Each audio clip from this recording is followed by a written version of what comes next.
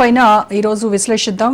అసలు ఏం జరుగుతోంది బౌరంపేటలో 166/1, 166/3 సర్వే నెంబర్ల ల్యాండ్లో వెంచర్లు వేసింది ఎవరు, ఎందుకు నిబంధనలను తుంగలో తొక్కుతున్నారు అధికారులు, వీటన్నిటి గురించి ఇవాళ విశ్లేషణ డిబేట్లో మాట్లాడదాము.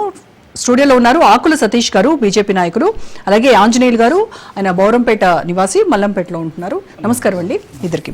సో సతీష్ గారు, మీరే అనుకుంటాను కంప్లైంట్ ఇచ్చింది కూడా కదా, అసలు ఏంటి, ఈ సర్వే నెంబర్లు ఎవరి పేరు మీద ఉన్నాయి? ధరణి పోర్టల్లో మన కనుక ఎంక్వైరీ చేస్తే అది ఎవరి పేరు మీద ఉన్నట్టు తెలుస్తోంది. రికార్డుల్లోనే ఏమైనా మాయం చేశారా, ఏంటి, ఏం జరిగింది?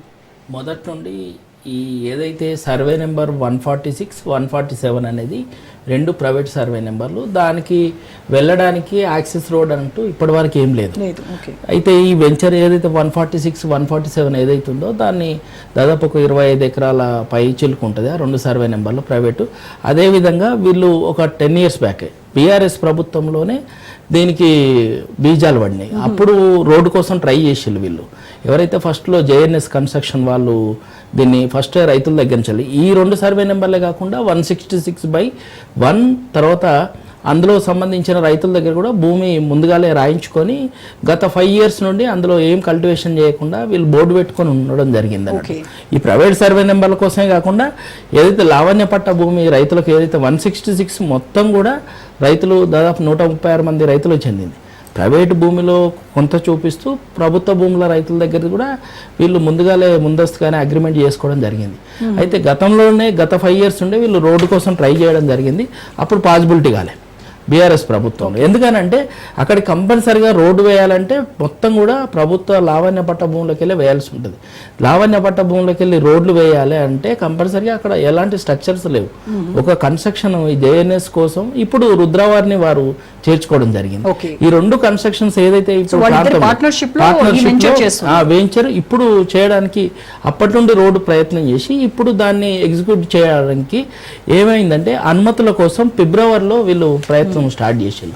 ఫిబ్రవరిలో 2025లో కమిషనర్ ద్వారా ఏవైతే ప్రభుత్వ భూములకు వెళ్ళి రోడ్ వేయాల్సి ఉంటుంది ఒకటే ప్రైవేట్ సర్వే నెంబరు 156 అనేది ప్రైవేట్ సర్వే నెంబరు. అక్కడి నుంచి వెళ్ళి అది ఔటర్ రింగ్ రోడ్ ఆనుకొని ఉంటుంది. అక్కడ సర్వీస్ రోడ్లకు వెళ్ళి ఏదైతే 146, 147 సంబంధించిన సర్వే నెంబర్కు ఏదైతే వీళ్ళు చూపించుకుంటున్నారో ప్రైవేట్ సర్వే నెంబరు, అదేవిధంగా ఆ పక్కనే 166/1 ఏదైతే ఉందో అది రైతులకు సంబంధించిన భూములు. అందులో కూడా ఒక 15-20 ఎకరాల వరకు వీళ్ళు ల్యాండ్ అగ్రిమెంట్ చేసుకోవడం జరిగింది.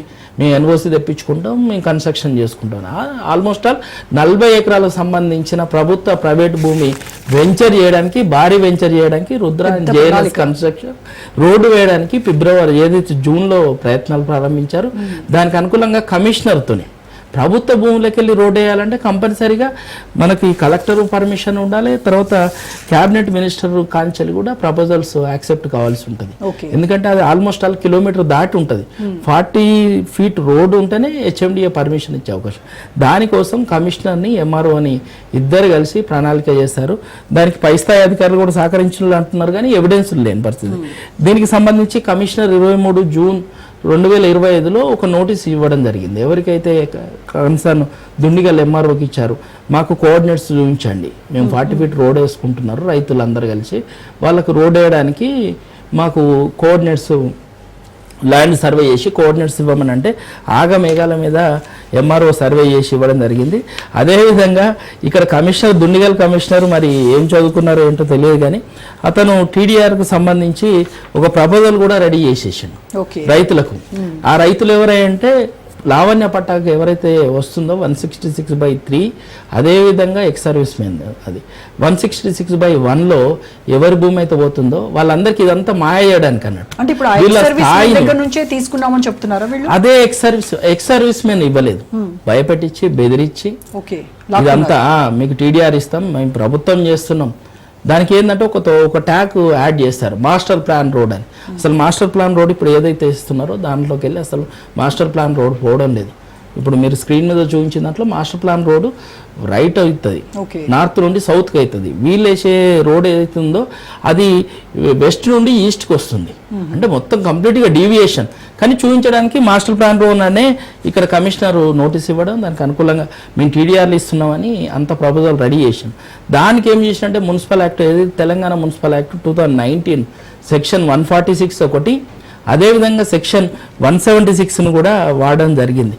ఇవన్నీ కూడా ఏంటంటే 176 ఏం చెప్తుంది అంటే తెలంగాణ మున్సిపల్ యాక్ట్ 2019లో ఎవరైతే భవన నిర్మాణానికి వస్తారో ఇన్ ఫ్యూచర్లో ఏదైనా మాస్టర్ ప్లాన్ రోడ్ కానీ ఏదైనా ప్రభుత్వ అవసరాలకు కానీ ఏదైనా రోడ్డు కానీ ఏదైనా ఇంకా ప్రజా ప్రయోజనాలకు అవసరం అయితే మీ దగ్గర నుంచి తీసుకొని మీకు టీడీఆర్ ఇస్తామని చెప్తుంది. ఓకే, ఇక్కడ జరుగుతున్నది ఏంది, అసలు ఖాళీ రోడ్డు, వాళ్ళు నీ దగ్గరికి అనుమతికి కూడా రాలేదు. యా, రెండవది లావణ్య పట్ట భూమి. లావణ్య పట్ట భూమిలో నువ్వు రోడ్ వేయడానికి ప్రైవేట్ వ్యక్తులు కానీ రైతులు కానీ వేసుకోవాలంటే కంపల్సరిగా కలెక్టర్ ఎన్ఓసి ఇవ్వాలి. రెండోది లావణ్య పట్టదారులు హక్కుదారులు కాదు, వాళ్ళు ప్రభుత్వం ఎప్పుడైనా తీసుకుంటుంది, వాళ్ళు వ్యవసాయం చేసుకోవడానికి. వాళ్ళకి టీడీఆర్ ఏ విధంగా ఇస్తాడు కమిషనర్? అంటే చాలా టెక్నికల్ గా ఇన్ని లూప్ హోల్స్ ఉన్నాయి, ఇంత అంటే టెక్నాలజీ ఉంది, అరచేతిలోనే మనం అన్ని వివరాలు వస్తున్నాయి. ఇంత ఇది జరుగుతున్నా కూడా అధికారులు ఏం కాదులే అంటే మమ్మల్ని ఎవరో పైనుంచి గట్టిగా రక్షిస్తున్నారు అనేటువంటి ధీమాలో ఉన్నారని అనుకోవాలి. అంటే మేము గత వారం రోజులుగా దీనిపైన ఫిర్యాదు చేయడం, దానిపైన పూర్తిగా ఏం జరుగుతుందని చూసాం మేడం. ప్రస్తుత ప్రభుత్వంలో అయితే ఏంటంటే అక్కడ ఉన్న స్థానికంగా ఉన్న ఒక కాంగ్రెస్ నాయకుడు